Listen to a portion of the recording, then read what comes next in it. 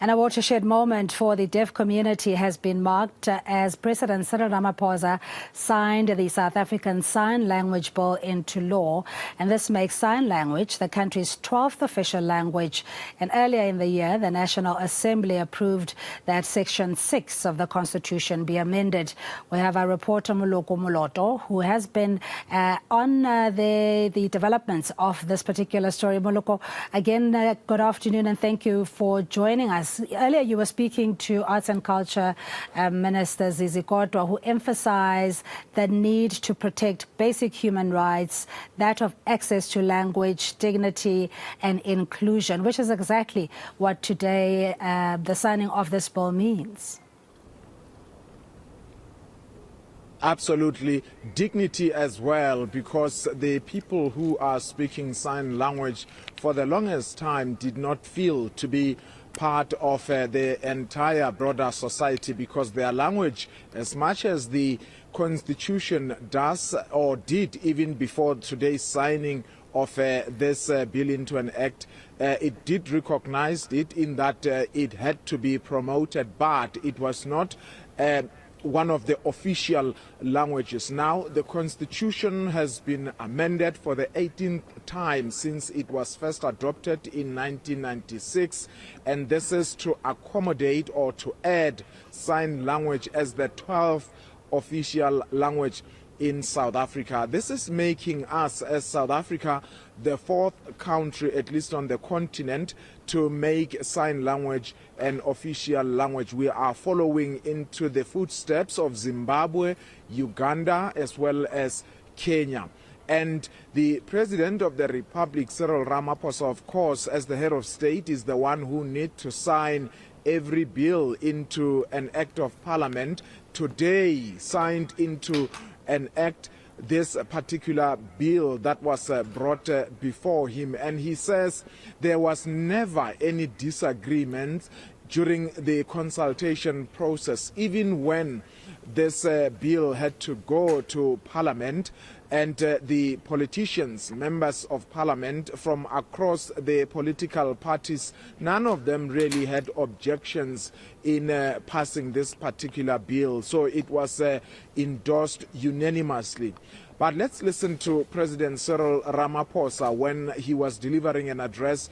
Among some of the things he said was that the government will have to increase the number of the special schools for the deaf community. Of course, he also hinted that already processes to institutionalize sign language are already underway. For many years, the lack of sign language interpreters at the courts, the police stations, hospitals, clinics, and many service centers or points have been compromising access to justice for victims of violence, including victims of gender-based violence and many other crimes. Policies with fully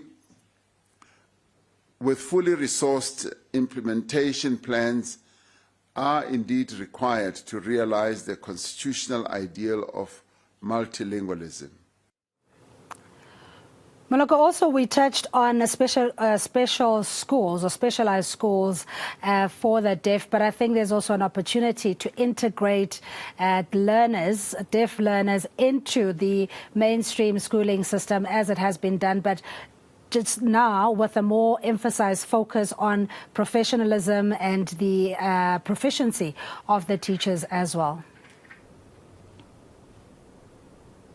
Absolutely, and I think you are raising a very important point there, Cindy Mabi, because for as long as you have the so-called special school separately away from the mainstream schools, it would appear as if that sign language perhaps is for a certain people or community of people, whereas everybody, including those who are able to hear, can learn sign language. But we have heard, of course, from government a commitment that there's going to be training also not only for teachers in schools, but also of public servants, because when somebody who uses sign language goes to a particular department of government requiring a particular service, the language barrier will be there if the other person who ought to provide that service is not going to understand the one who requires this particular service. But let's also listen to the deaf community who welcomed this particular development. They believe that it is the step in the right direction, and gradually perhaps all of us should take keen interest in also learning the sign language. They generally are happy with the official recognition of sign language as the 12th official language in South Africa. I'm hoping and have faith towards that, because we working with various deaf organizations that at the moment and looking at what the community needs. How can we educate the community to be able to learn to give access to deaf people, because most of them don't know. When a deaf person comes through, they get, as you explained with the hospitals, deaf people have had barriers to go through such systems because they have no knowledge. So it's our responsibility to make sure to teach them and help them to be able to assist deaf people to gain access. So we're also asking the government to also support us, to support in terms of financial means, fiscal ways, to assist in making the community and organizations that will be involved in helping grant access to deaf people, to give them a budget to work with it. Technology, we have Viacom as well. One of the technologies video means to be able to communicate, to have an interpreter on video and be able to interpret to a deaf person if that government organization. And Moloko, the challenge will remain in giving equal attention to, or prominence to, all the 12 languages, as not by law. All languages are protected and supposed to get the same attention, but that's not necessarily the case in practice. We'll probably see that the 12th official language in itself may also go through those kind of teething problems. Absolutely, and this is a challenge not only for government institutions and departments, but also for the private sector. I'll give you an example. Are we going to see perhaps the actors in your soapies that we are seeing on television, for instance, who would be there really speaking sign language as actors and actresses? Are we going to see generally people also, even individuals who are able to speak any other language, also personally elevating sign language by making sure that they also learn sign language? And somebody was just telling me earlier that sign language, the beauty about it is that if you know sign language, it's spoken universally. If you go to any other country, at least you know that if you are conversing with somebody who speaks sign language, already you have broken those communications barriers. But of course, we know there are 11 languages, at least until today. There were 11 official languages in South Africa, and there have always been complaints that others are not getting more prominence. But it goes with the fact of the matter that some languages are spoken by the majority of the people, and as a result they become popular, because if the majority of the people speak that particular language, it goes without saying that it would be spoken widely. But the question would be whether government in particular, in their communications through documents, whether they will be able to accommodate, or whether it's even feasible. I think we should also be practical to say, is it even feasible to have all the languages, 12 of them now, to be equally represented when it comes to communications in the public discourse? Yeah, and I think that's a debate that has evolved to the point where, realistically speaking, if, for example, I were to take a comprehension exam, ka Setswana, I don't know if I'd be able to navigate that very well in terms of reading for meaning in my mother tongue, and whether your artificial intelligence, the fourth IR, and just the general globalization of skills and opportunities, if South Africa may want to relook the 12 12 languages, for example, or maybe not sign languages as such, because you said it's a universal language, but the medium of instruction, the language of commerce, the language of information and how we interact is still largely English. So how then are we going to balance? Maybe we need a second or third official language, including sign language, and pretty much keep it there. Interestingly, Cindy, in some schools in South Africa are also learning foreign languages. There was talk of introducing Chinese language. I think it's called Mandarin.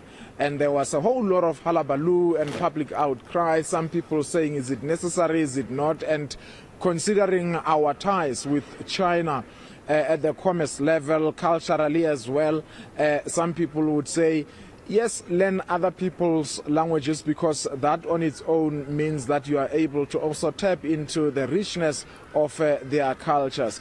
But other languages that are spoken, for instance, Kiswahili, that is spoken in many other parts of the country. But I suppose the challenge is that if we are continuing to add more and more languages, now we have sign language. There are other languages that are spoken, and some of those communities are still fighting to have them recognized.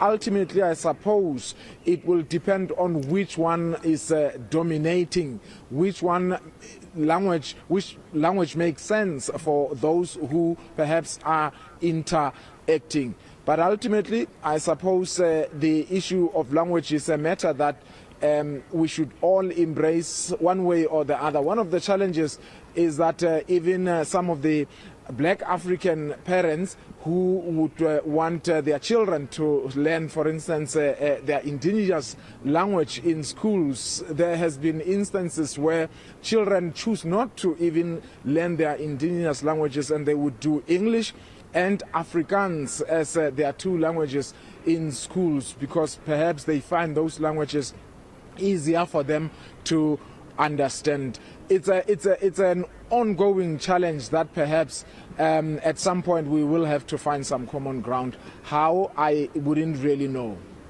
Yeah, we are a democracy at work, which is still in progress, but good news and a landmark development indeed, as sign language becomes the country's 12th official language in South Africa. That's eNCA's reporter Moloko Moloto.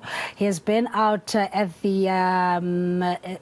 with the President Cyril Ramaphosa as he signed into law the official language being sign language. I wanted to say union building. So President Cyril Ramaphosa has apologized for how long it took to sign the language bill to become law, and Ramaphosa signed the bill into law earlier on this afternoon.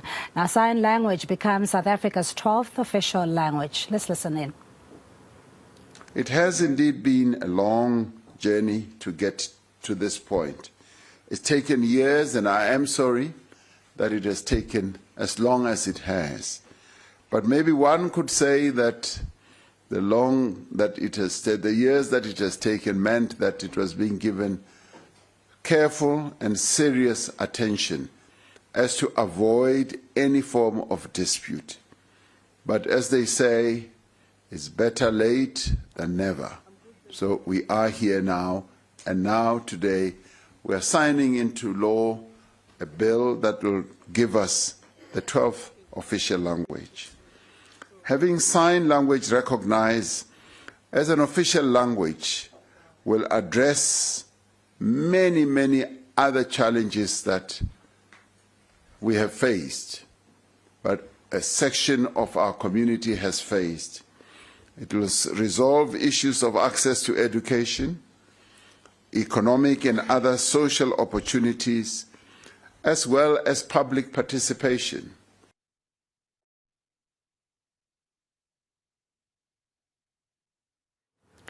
Now,